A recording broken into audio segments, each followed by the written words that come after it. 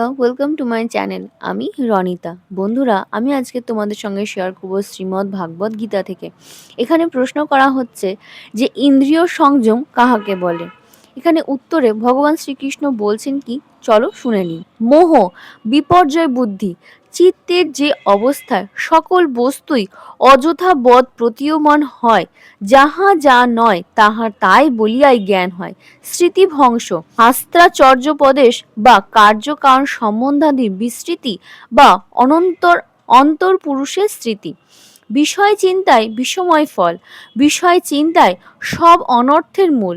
যাহা অবিরত চিন্তা করা হয় তাহাতেই আসক্তি হয়, আসক্তি হইতে তাহা প্রাপ্তির কামনা জন্মে, কামনা প্রতিহত হইলে ক্রোধ জন্মে, ক্রোধ হইলে মোহ বা বুদ্ধি বিপর্যয় ঘটে। তদ্রূপ শাস্ত্রাচার্য মিত্রাদির উপদেশ বা কার্যকারণ সম্বন্ধ বিষয়ে সম্পূর্ণ বিস্তৃতি উপস্থিত হয়। সুতরাং কর্তব্য নির্ণয়ের ক্ষমতা থাকে না। যে কর্তব্য নির্ণয় অক্ষম, তাহার মনুষ্যত্ব লোপ পায়, সে পশুত্ব প্রাপ্ত হয়, ইহাই বিনাশ।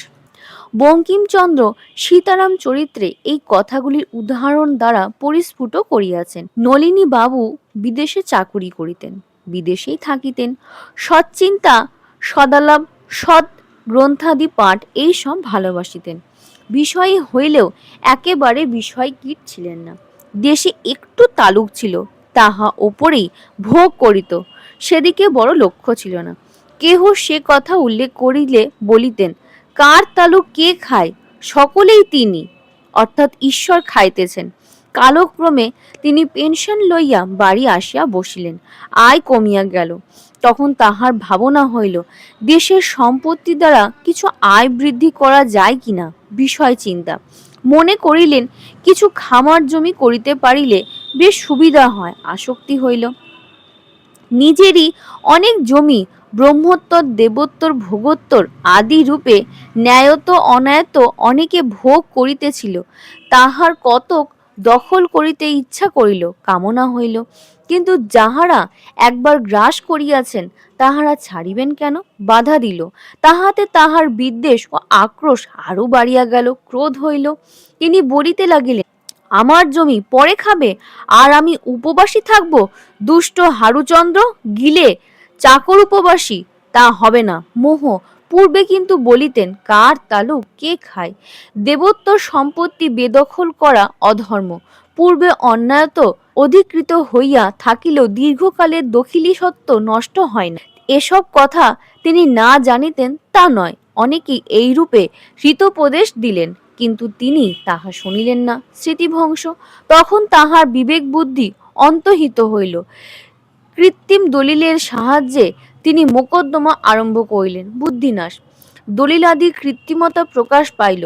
তিনি আদালতে শাস্তিপ্রাপ্ত, সমাজে লজ্জিত, ব্যয় ভারে ঋণগ্রস্ত হইয়া বিনষ্ট হইলেন।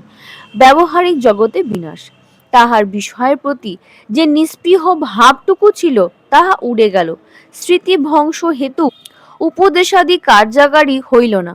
সংযম বুদ্ধি লোপ পাইল। তিনি পুনরায় ঘোর সংসারকূপে পতিত হইলেন। আধ্যাত্মিক জগতে বিনাশ বা মৃত্যু। সংসার থাকিলেই বিষয় চিন্তা অনিবার্য। বিষয় চিন্তায় আধ্যাত্মিক জীবনের নাশ। তবে কি সন্ন্যাসী শ্রেয় মার্গ?